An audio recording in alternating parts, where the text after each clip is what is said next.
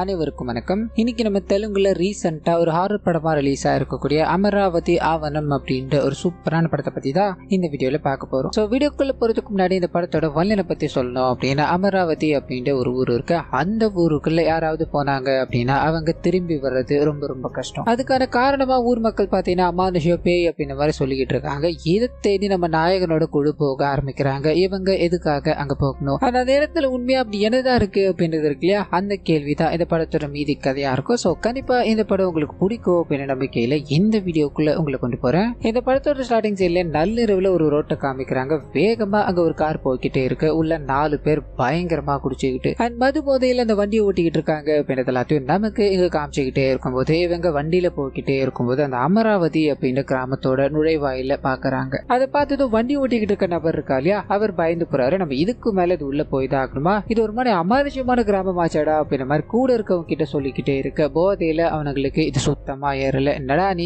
இதை பார்த்து பயப்படுற, பேய் பிசாசுல ஒன்னும் கிடையாதுடா, வண்டியை கூட்டுறான் நான் ஓட்டுறேன் அப்படின்ற மாதிரி அந்த ஊருக்குள்ள பயணம் பண்ணிக்கிட்டே இருக்கும்போது திடீர்னு அந்த வண்டி நின்று போகுது. இவங்களுக்கு என்னன்னு புரியல. டே விளையாடாதடா அப்படின்ற மாதிரி கிண்டல் அடிச்சுக்கிட்டு அங்க இருக்க எல்லா விஷயங்களையும் செக் பண்ணி பார்த்துக்கிட்டே இருக்கும்போது ஏதோ ஒரு உருவம் இவங்களை சுத்தி அப்படியே அலைஞ்சுக்கிட்டே இருக்க மாதிரியும். இது இவங்க முதல்ல பெருசா எடுத்துக்கல அப்படின்னாலும் போக போக அங்க என்னமோ இருக்கு அப்படின்றத புரிஞ்சுக்க ஆரம்பிக்கிறாங்க. இதனால லைட்டா பயப்படும் போது அந்த வண்டியை ஓட்டிட்டு வந்தா இல்லையா, அதாவது இங்க எதுவுமே இல்லை அப்படின்ற மாதிரி சொல்லிட்டு அந்த நபரோட குணங்கள் மாற ஆரம்பிக்குது. அங்க இருக்க எல்லாரையுமே தாக்கணும் அப்படின்ற ஒரு பெரிய கட்டை எடுத்துக்கிட்டே இருக்கும்போது எல்லாருமே பயந்து போறாங்க. உனக்கு என்னடாச்சு, இங்க என்னடா நடந்துகிட்டு இருக்கு அப்படின்ற மாதிரி அங்க இருந்து ஓடலாம் ட்ரை பண்ணும்போது அந்த நபர் தன்னைத்தானே தாக்கிக்கிட்டு இருக்காரு. இதை பார்த்ததும் இவங்க வேக வேகமா காருக்குள்ள போறாங்க. ஏதோ ஒரு தாயத்தை இதுக்கு முன்னாடி வச்சிருப்பாங்க போல, அதை எடுத்து எல்லாரும் போட்டுக்கிட்டே இருக்கும்போது அது போடாத நபர் இருக்கா இல்லையா, அவர் மட்டும் தன்னைத்தானே மறுபடியும் குத்திக்கிட்டே இருக்கு. இவங்க பயந்து போறாங்க. அங்க இருந்து ஓட ஆரம்பிக்கிறாங்க அப்படின்றது எல்லாத்தையும் நமக்கு இங்க காமிச்சிட்டு அப்படியே கட் பண்ணா படத்தோட நாயகியான பவானி அப்படின்றவங்க கிட்ட போக ஆரம்பிக்குது. அவங்க தன்னோட கணவருக்கு காஃபி எல்லாத்தையும் எடுத்து வச்சுட்டு கொடுக்கலான்னு போகும்போது இங்கதான் ஹீரோவி நமக்கு காமிக்கிறாங்க. சோ இவரோட பேர் ஈஸ்வர் அப்படின்றது. ஜெகதீஷ் அப்படின்ற ஒரு நபருக்கு போன் பண்ணி பேசிட்டு இருக்காங்க. காரணம் என்ன அப்படின்னா, இவர் எஸ்ஐயா இருந்திருப்பாரு.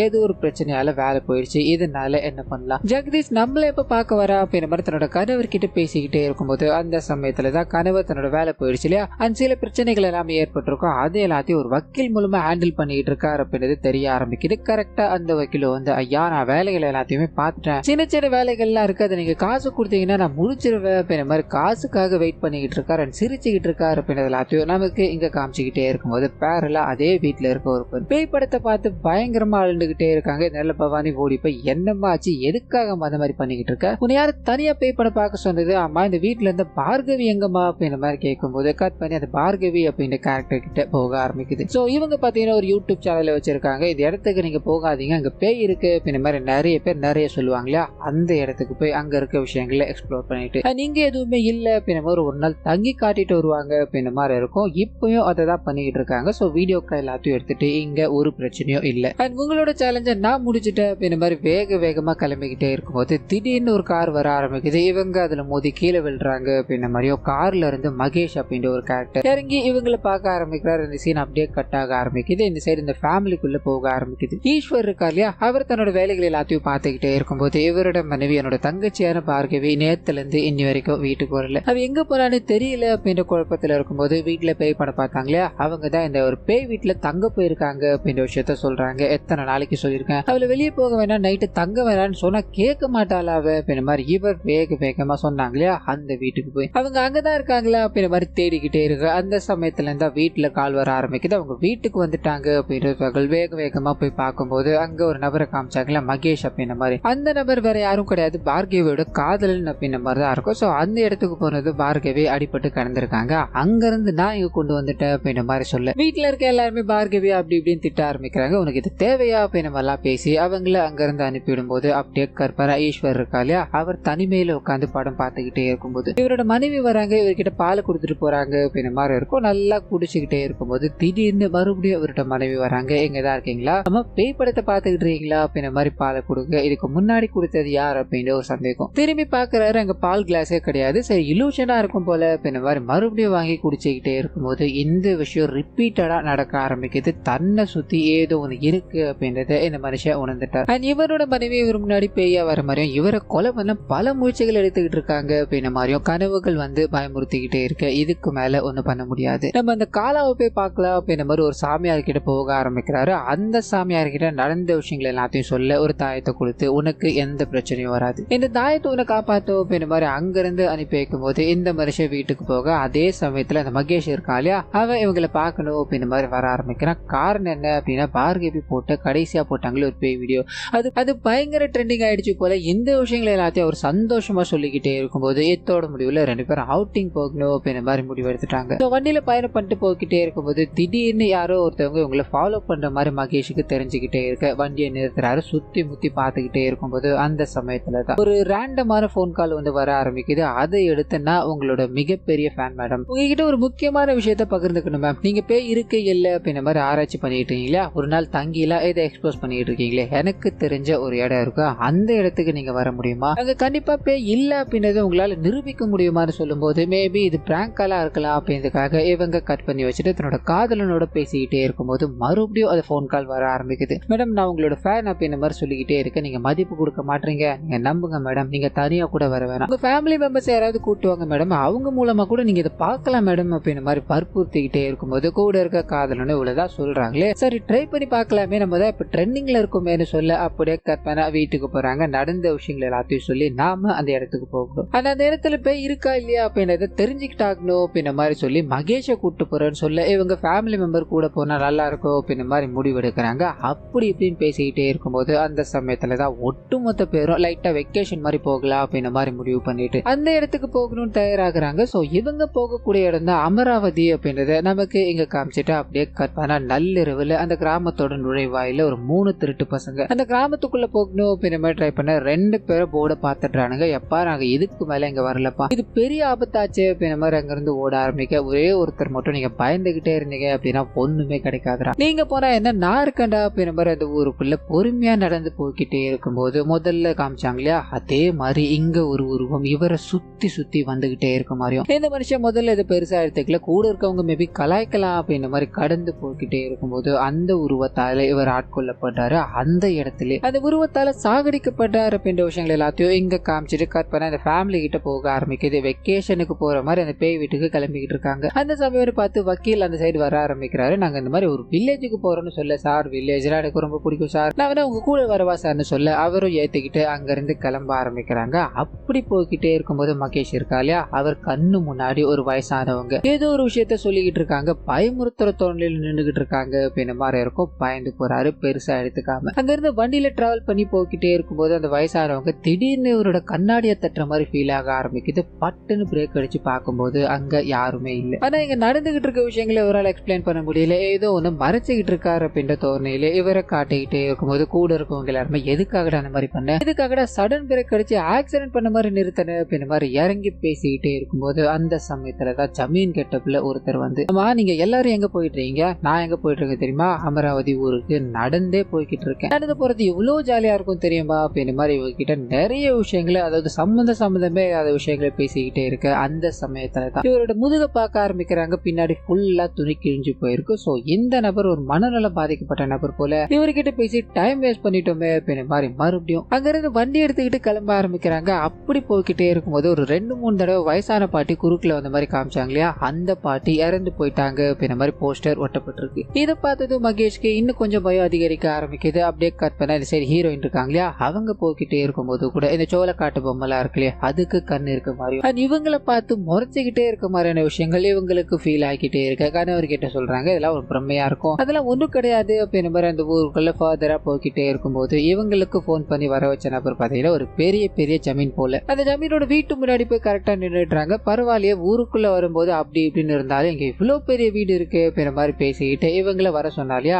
அந்த நபருக்கு போன் பண்ணும்போது நான் ஒரு முக்கியமான வேலையா இருக்கேன், நான் கொஞ்ச நேரத்துல வந்துடுவேன், நீங்க வீட்டுக்கு போங்க, நான் உங்களுக்காக எல்லா ஏற்பாடுகளையும் பண்ணி வச்சிட்டேன்னு சொல்ல இவங்களுக்கு லைட்டா அப்படியே முகம் சுழிக்க ஆரம்பிக்குது. என்னடா அவன் வந்து இப்படி அலைய விடுறானே அப்படின்ற மாதிரி உள்ள போக பயங்கர செட்டப்ல எல்லா ரூமுமே பக்காவா இருக்கு. இவங்க போறாங்க, ஒவ்வொரு விஷயங்களையா பாத்துக்கிட்டே இருக்காங்க. அப்படி இப்படி நாங்க சின்ன பயமுறுத்துற விஷயங்கள் இருந்தாலும் அதை எல்லாத்தையும் கடந்து ஒவ்வொருத்தரும் ஒவ்வொரு விஷயங்களை பார்த்துக்கிட்டே இருக்கும்போது அந்த நபர் கிட்ட இருந்து மறுபடியும் போன் கால் வர ஆரம்பிக்குது. வரதுக்கு கொஞ்சம் லேட் ஆகும், இருந்தாலும் உங்களுக்கு பசிக்கும் இல்லையா, ஏற்பாடுகள் எல்லாமே அங்க கரெக்டா தான் இருக்கு, நீங்க டைனிங் டேபிளுக்கு போனீங்க அப்படின்னா அங்க சாப்பாடு இருக்கும், அதை எடுத்து சாப்பிட்டுக்கோங்கன்னு சொல்லும் போது எல்லாரும் வந்து பாக்குறாங்க. ஒரு பெரிய பேக் இருக்கு, பரவாயில்லையாப்பா பெரிய சாப்பாடுலாம் வந்திருக்கு போலியே அப்படின்ற மாதிரி அதை திறந்து பாக்குறாங்க. பயந்து அங்க இருந்து ஓட ஆரம்பிக்கிறாங்க. காரணம் என்ன அப்படின்னா அதுக்குள்ள மனிதனோட கை கால்கள் வைக்கப்பட்டிருக்கு அப்படின்ற மாதிரி இருக்கும். இந்த வீட்டுக்குள்ள ஏதோ ஒண்ணு இருக்கு, நம்ம தெரியாதனமா வந்து மாட்டிக்கிட்டோமோ அப்படின்ற மாதிரி வெளியே போய் அந்த நபருக்கு மறுபடியும் போன் பண்ணு. அந்த நபர் என்ன நம்மள வெறுப்பேத்திக்கிட்டு இருக்காரா அப்படின்ற மாதிரி மறுபடியும் ட்ரை பண்ணிக்கிட்டே இருக்க. கால் கனெக்ட் ஆகிறதா தெரியல. இதனால அங்கிருந்து போகலாம் அப்படின்ற மாதிரி ட்ரை பண்ண வண்டியை தேடி பாக்குறாங்க. வண்டி இருக்கு, ஆனா சாவி எங்க போயிடுச்சு அப்படின்றது தெரியல. இதனால நம்ம மாட்டிக்கிட்டோமோ,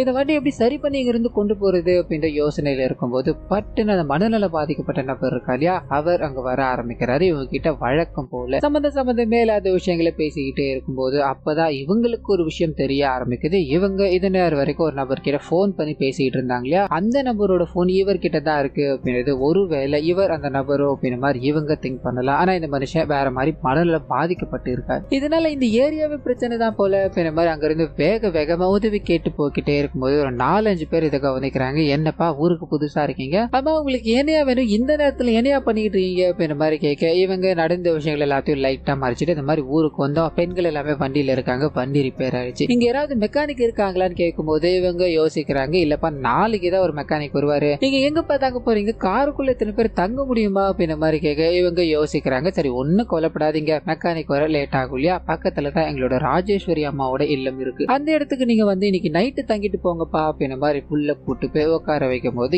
இதுவும் ஒரு பெரிய அரண்மனை ரேஞ்சுக்கு தான் இருக்கு. அது கூடவே ராஜேஸ்வரி அப்படின்ற ஒரு லேடி சொன்னாங்களே, அந்த லேடி கிட்ட போய் இவங்களை கூட்டு வந்த நபர் பேச ஆரம்பிக்கிறாரு. அவங்க பாத்தீங்கன்னா இந்த மாதிரி நான் ரொம்ப பிஸியா இருக்கேன், என்னால வெளியே வர முடியாது, அவங்களை நீ தங்க வச்சு அவங்களுக்கு தேவையான உபசரிப்பு எல்லாத்தையும் பண்ணி கொடுன்னு சொல்லும் போது ஒவ்வொருத்தரும் அந்த இடத்துல சுத்தி கித்தி பார்த்துட்டு அங்க தங்க ஆரம்பிக்கிறாங்க அப்படின்ற மாதிரி இருக்கும். அப்படியே தூங்கவும் ஆரம்பிக்கிறாங்க. கட் பண்ணா இதுக்கு அடுத்த நாள் காலையில நேத்து இவங்களுக்கு சுமூகமா போயிடுச்சு. பல பிரச்சனைகளை தாண்டி தங்கறதுக்கு ஒரு பக்காவான இடம் கிடைச்சிச்சு. இதனால காலையில இருந்து இந்த விஷயங்கள் எல்லாத்தையும் பேசிக்கிட்டே இருக்கும்போது ஈஸ்வரி அப்படின்ற ஒரு கேரக்டர் இருக்காங்க இல்லையா, அவங்களோட என்ட்ரி இங்க வர ஆரம்பிக்குது. வந்ததும் ஈஸ்வர் மது கொண்டு அங்க இருக்க எல்லாரையும் ஒரு மாதிரி பார்த்துக்கிட்டே இருக்கு. அவங்களுக்கு ஒரு மாதிரி அன்கம்ஃபர்டபுளா இருந்தாலும் போக போக மிங்கிள் ஆக ஆரம்பிக்கிறாங்க அப்படின்ற மாதிரி இருக்கும். அது மூலமா இவங்க இந்த பேயை பார்க்கணும் அப்படின்ற மாதிரி ஒரு வீட்டுக்கு வந்து இங்க தங்களோட வண்டியை ஸ்டார்ட் பண்ண முடியாம கஷ்டப்பட்டுக்கிட்டு இருக்காங்க அப்படின்ற விஷயங்கள் தெரிய ஆரம்பிக்குது. சரிம்மா உங்களோட டெஸ்டினேஷன் இங்க தான் இருக்கும்போது யாரால என்னமா பண்ண முடியும், என்னோட பிறந்த நாள் இன்னைக்கு இருக்கிறதால எல்லா மக்களும் சந்தோஷமா இருக்கணும், அதுக்காக ஒரு பெரிய பார்ட்டி மாதிரி ஒன்று அரேஞ்ச் பண்ணிருக்கோம், நீங்க இது முடிச்சிட்டு அதுக்கப்புறமா இங்க இருந்து போக முடியுமான்னு கேட்க எல்லாரும் சம்மதிக்கிறாங்க. அப்படியே கட் பண்ணா அந்த இடத்துல ஒரு பயங்கரமான பார்ட்டி ஒன்று போக ஆரம்பிக்குது. அந்த லேடி இருக்காங்க இல்லையா ராஜேஸ்வரி, அவங்க செம்ம டான்ஸ் எல்லாத்தையும் போட்டுக்கிட்டே இருக்கும்போது ஈஸ்வர் கூட கொஞ்சம் நெருக்கமா ஆட ஆரம்பிக்கிறாங்க. இந்த விஷயத்த அவரோட மனைவி பார்த்தது, என்ன நீங்க பயங்கரமா ஆடிக்கிட்டே இருக்கீங்க, உங்க 2 பேருக்கும் ரொம்ப நாள் சம்பந்தம் இருக்க மாதிரி இல்ல பேசிக்கிட்டு இருக்கீங்க அப்படின்ற மாதிரி இவங்களோட பொசசிவ்னஸ் காமிச்சுக்கிட்டு இருக்காங்க அப்படின்றத காமிச்சு இதுக்கு அடுத்த நாள் காலையில ஹீரோவும் அந்த வக்கீல் இருக்காங்க இல்லையா, அவங்க 2 பேரும் ஊருக்குள்ள நடந்து போய்கிட்டே இருக்கும்போது ஒரு நபர் இறந்து போய் கிடக்குற நிலையில பாக்குறாங்க. அந்த நபர் தான் இந்த ஊருக்குள்ள திருடணும் அப்படின்ற மாதிரி வந்தா இல்லையா அவரா இருக்கும். இதை பார்த்து ஊர் மக்கள் கும்பலா இருக்கும்போது அந்த இடத்துக்கு போலீஸ் வர ஆரம்பிக்கிறாங்க. இந்த விஷயங்களை எல்லாத்தையும் பார்க்க ஆரம்பிக்கிறாங்க. அப்பதான் ஹீரோவும் கூட வக்கீல் இருக்கா இல்லையா அவங்கள பார்த்துட்டு நீங்க ஊருக்குள்ள புதுசா இருக்கீங்களே, அப்ப நீங்க யாரு எந்த வீட்டுல தங்கிட்டு இருக்கீங்க அப்படின்ற மாதிரி கேட்க இவங்களும் ராஜேஸ்வரி அம்மாவோட வீட்டுல தான் தங்கிட்டு இருக்கோம்னு சொல்ல அங்க இருக்க எல்லாருக்கும் பயங்கர ஷாக்.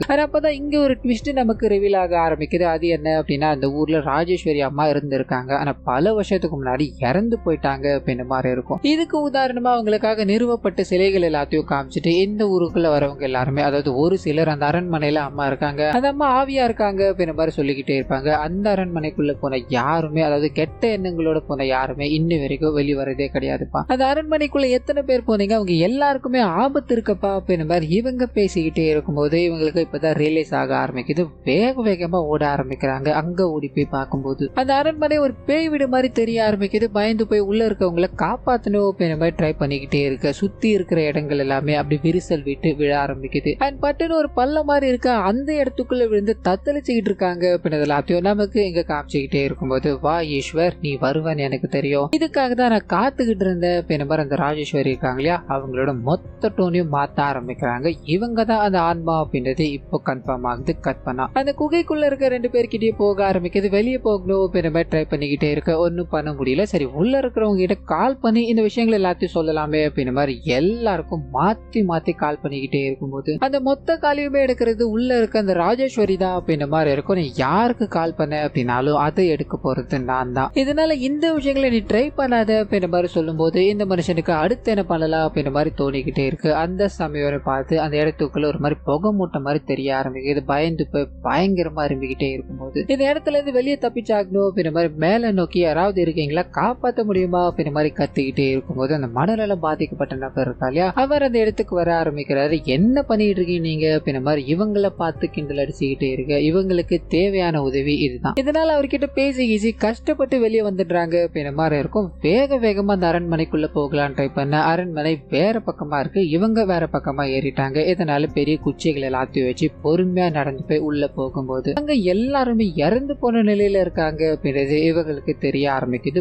பயங்கர கோபமாகுது, கண்ணீரோட நீங்க என்ன நடந்துகிட்டு இருக்கிறே தெரியலையே, எல்லாரும் இறந்து போயிட்டாங்களே அப்படின்ற மாதிரி தன்னோட மனைவியை தூக்கிட்டு வெளியில போகலான்னு ட்ரை பண்ணும்போது அந்த இடம் அப்படி இருளாக ஆரம்பிக்குது. நீ இவ்வளவு சீக்கிரமா இந்த இடத்தை விட்டு போக முடியுமா, இன்னும் உனக்கானது நிறைய இருக்குப்பா அப்படின்ற மாதிரி வெளிச்சம் வர ஆரம்பிக்க அங்க இருக்க எல்லா பிணங்களும் காணாம போயிடுது. தன்னோட மொத்த உருவத்தையும் மாத்திக்கிட்டு அங்க ராஜேஸ்வரி நின்றுகிட்டே இருக்கும்போது அங்க இருக்க இவரோட மனைவி திரும்பி உயிரோடு வர ஆரம்பிக்கிறாங்க. இதை பார்த்ததும் இவங்களுக்கு ஒண்ணுமே புரியல, என்ன நடந்துகிட்டு இருக்கு அப்படின்னு குழப்பத்துக்குள்ள போக ஆரம்பிக்க அங்க இருக்க எல்லாருமே ஒண்ணு கூட ஆரம்பிக்கிறாங்க. இவங்களை பார்த்ததும் லிட்டரலி பயந்து போய் நின்றுகிட்டு இருக்காங்க. அந்த சமயத்துலதான் இந்த கூட்டத்துல இருக்க மகேஷ் இருக்கா இல்லையா, அவர் அங்க காணாம போயிட்டாரு அப்படின்ற விஷயம் தெரிய ஆரம்பிக்குது. இதை பத்தி அந்த ஆன்மாவும் சொல்ல ஆரம்பிக்குது. அவன் இந்த இடத்துக்கு வேற ஒரு நோக்கத்தோட தான் வந்தான். அந்த நோக்கத்துக்காக அவனை அங்கேயே நான் அனுப்பி வச்சுட்டு அப்படின்ற மாதிரி சொல்ல அவன் பாத்தீங்கன்னா ஒரு சில மந்திரங்கள் எல்லாத்தையும் உங்களுக்கு தெரியாம போய் போட்டுக்கிட்டு இருந்திருப்பான். அந்த இடத்துக்கு இந்த ஆன்மா போக ஆரம்பிக்குது. அவனை அடிச்சு பூமிக்குள்ள புதைக்குதான் லிட்டரலி சாகடிச்சிருச்சு அப்படின்றத இங்க நமக்கு ரிவீல் ஆகி முடிக்கும் போது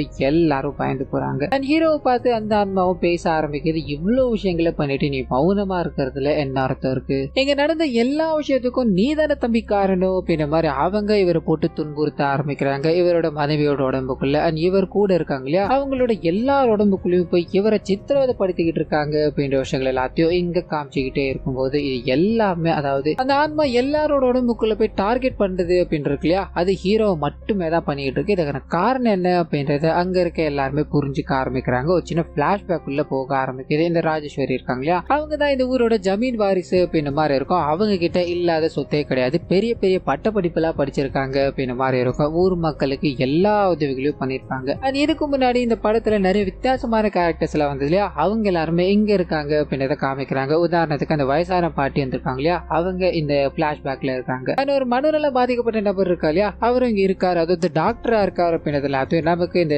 பிளாஷ்பேக்கோட ஸ்டார்டிங் சீன்லயே காமிச்சிடுறாங்க. இவங்க ஒரு பெரிய பெரிய பணக்காரங்க, ஊருக்கு என்ன உதவினாலும் இவங்க தயங்காம செய்வாங்கன்னு இருக்கும். சோ இவங்களுக்கு வயசான ஒரு அப்பா இருக்காரு, அவர் உடம்புக்கு முடியாம இருக்காரு அப்படின்ற மாதிரி இருக்கும். அவருக்கு ஒரு சின்ன வருத்தம், இவரோட பொண்ணுக்கு கல்யாணம் பண்ண முடியலையே அப்படின்றத, இதனால காலா அப்படின்ற ஒரு சாமியார் இருக்கா இல்லையா, அவரை கூப்பிட ஆரம்பிக்கிறாங்க. காரணம் என்ன அப்படின்னா அவரோட பொண்ணுக்கு பல முறை கல்யாணம் பண்ணணும் அப்படின்ற மாதிரி ட்ரை பண்ணிருக்காங்க. மாப்பிள்ளை ஏதாவது ஒரு விஷயத்துல இறந்து போய்கிட்டே இருக்கான். இது மேபி ஏதாவது ஒரு தீய சக்தியா இருக்கலாம், நீங்க தான் அதை பார்த்து சொல்லணும் அப்படின்ற மாதிரி சொல்ல வீட்டுக்குள்ள வராரு. ஏதோ ஒரு விஷயத்த போட்டுக்கிட்டு பார்த்துட்டு இங்க ஒரு தீய சக்தி இருக்கு, அதை நம்ம விரட்டணும் அப்படின்னா ஒரு சில பூஜைகளை பண்ணி ஆகணும். அது ஒண்ணு கவலைப்படாதீங்க, உங்களோட பொண்ணோட வாழ்க்கை என் கையில இருக்கு, நான் அவங்களுக்கு ஒரு நல்ல மாப்பிள்ளையை தேடித்தரேன் அப்படின்ற மாதிரி சொல்லிட்டு அப்படியே கட் பண்ணி ஹீரோ கிட்ட போக ஆரம்பிக்குது. அந்த மனுஷன் ஜாலியா ஒரு இடத்துல இருக்கும்போது இந்த காலம் அந்த இடத்துக்கு போக ஆரம்பிக்கிறான்.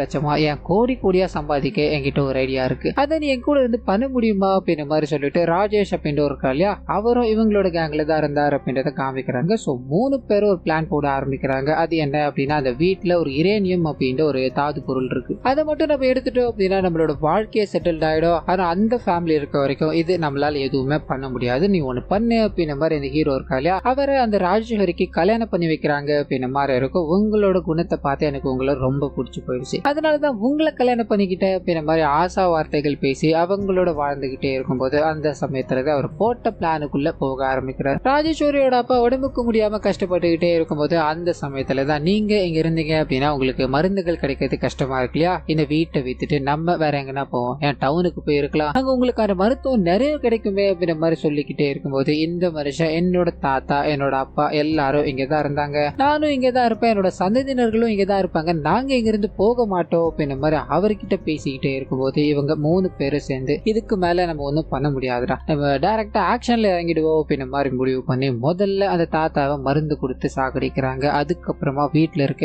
எல்லாருமே ரொம்ப கொடூரமான முறையில கொலை பண்றாங்க அப்படின்ற மாதிரி இருக்கும். ஒவ்வொருத்தரும் ஓடி ஒளிஞ்சுக்கிட்டே இருக்க ஒவ்வொருத்தருக்குள்ளயும் பயங்கரமா நம்ம தோத்து போயிட்டோம், அதாவது காதல் அப்படின்ற பேர்ல ஈஸ்வரால ஏமாந்து போயிட்டாங்களே அப்படின்ற மாதிரி பல எண்ணங்கள் ஓடிக்கிட்டே இருக்கும்போது இதுல ரொம்ப அஃபெக்ட் ஆகுறது ஈஸ்வரோட மனைவியான ராஜேஸ்வரி அப்படின்ற மாதிரி தான் இருக்கும். அவங்க சாகிறதுக்கு முன்னாடி நடந்த விஷயங்கள் எல்லாத்தையும் அப்படியே நினைச்சு பார்க்க ஆரம்பிக்கிறாங்க. உங்களை நான் விட மாட்டேன் அப்படின்ற மாதிரி துடிக்க அந்த இடத்துல இறந்து போக இவங்க இப்ப மொத்தமா சாகடிச்சு கண்டுபிடிச்சிட்டாங்க இல்லையா, நம்மளோட வேலையை பார்க்கலாம் அப்படின்ற மாதிரி அந்த கனிமங்களை எடுக்கலான்னு போகும்போது திடீர்னு அந்த இடத்துல ஒரு அமானுஷ்யம் நடக்க ஆரம்பிக்குது. இறந்து போன எல்லாருமே அங்க தோன்ற ஆரம்பிக்கிறாங்க. இதனால இவங்க அங்க இருந்து பயந்து ஓடி போறாங்க. அது எடுக்க முடியாம போயிடுச்சு அப்படின்ற மாதிரி இருக்கும். ஸோ ஆன்மாக்கள் வெளியே வரக்கூடாது அப்படின்றதுக்காக மட்டும் ஒரு சில மந்திரங்களை போட்டு கட்டுப்படுத்திட்டு கால் அங்கிருந்து கிளம்பிட்டாருன்னு இருக்கும். ஸோ இப்போ அந்த மகேஷ் வந்ததுக்கான காரணம் என்ன அப்படின்னா அது எடுக்கணும் அப்படின்ற மாதிரி மட்டும்தான். மிச்சம் எல்லாருமே இங்க வந்ததுக்கான காரணம் இந்த பேய் தான். இந்த பேய் தான் இங்க வர வச்சது அப்படின்ற மாதிரி இருக்கும். ஸோ இது எல்லாத்தையும் பண்ணிட்டு நீ நடிக்கலாமா கண்ணா அப்படின்ற மாதிரி ஹீரோ கிட்ட பேசிக்கிட்டே இருக்க. இங்கதான் ஒரு ட்விஸ்ட் ஒன்று ரிவீல் ஆக ஆரம்பிக்குது. அவ ஹீரோக்கு இது நேரம் வரைக்கும் சொன்ன விஷயங்கள் எதுவுமே ஸ்ட்ரைக்கே ஆகல,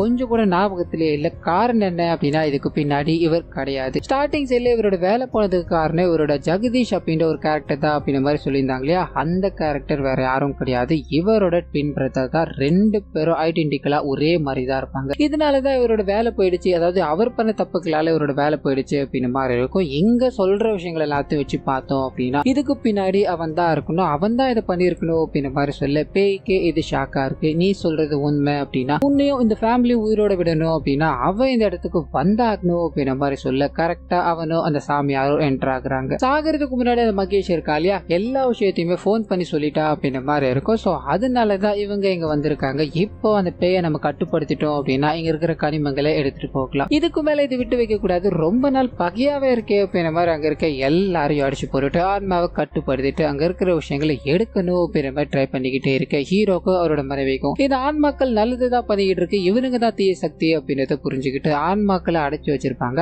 அது எல்லாத்தையும் இவங்க ரிலீஸ் பண்ணி விடும்போது இவங்களோட உடம்புக்குள்ள அந்த ஆன்மாக்கள் போக ஆரம்பிக்குது. இவங்க மூலமா அங்க இருக்க ஒவ்வொருத்தரும் கொடூரமான முறையில சாகடிக்கப்பட்டு இருக்காங்க அப்படின்ற எல்லாத்தையும் நமக்கு காமிச்சிட்டு கடைசியில இதுக்கு சம்பந்தமான எல்லாருமே இறந்து போயிடுறாங்க. அந்த ஆன்மார்க்ல ராஜேஸ்வரியோட ஆன்மா என்னோட சொத்துக்கள் எல்லாத்தையுமே நீங்க கவர்மெண்ட் கிட்ட கொடுங்க, இங்க இருக்கிற கனிம வளங்களும் சரி என்னோட ப்ராப்பர்ட்டியும் சரி இல்லாதவங்களுக்கு போய் சேரட்டும் அப்படின்னு மாதிரி சொல்லிட்டு அங்க இருந்து இவங்களை வெளியே அனுப்பி விடும்போது போலீஸ்காரங்க அந்த இடத்துக்கு போறாங்க. நடந்த விஷயங்கள் எல்லாத்தையும் பார்த்துக்கிட்டே இருக்காங்க. அதே சமயத்தில் ஹீரோட ஃபேமிலிக்கு அந்த மனநல பாதிக்கப்பட்ட நபர் இருக்கா இல்லையா, அவர் வண்டியை கொண்டு வந்து கொடுக்க ஆரம்பிக்கிறார். சோ இவர் அந்த சம்பவத்துல அதாவது பிளாஷ்பேக்ல சாக கிடையாது, அந்த மனுஷன் மனநல பாதிக்கப்பட்ட மாதிரி வந்து இவங்களை டைவர்ட் பண்ணி இங்க இருந்து கூட்டு வந்தார், அதாவது எங்க கூட்டு வந்தார் அப்படின்ற மாதிரியோ இங்க இருக்க வைக்கிறதுக்காக தான் இவ்வளத்தையும் பண்ணார் அப்படின்றதையும் அவரு ரிவீல் பண்ண ஆரம்பிக்கிறாரு, மன்னிப்பும் கேட்கிறாரு அப்படின்ற மாதிரி இருக்கும். சோ இவங்க இதை எல்லாத்தையும் பார்த்துட்டு கார்ல கிளம்பிக்கிட்டே இருக்கும்போது ஒரு சம்பவம் நடக்க ஆரம்பிக்குது. பயங்கர ஷாக்கா இருக்கு. அது என்ன அப்படின்னா இதுக்கு கொஞ்ச நேரத்துக்கு முன்னாடி இறந்து போற அந்த வில்லனோட கேங் இருக்கு இல்லையா, அவனுங்க எல்லாருமே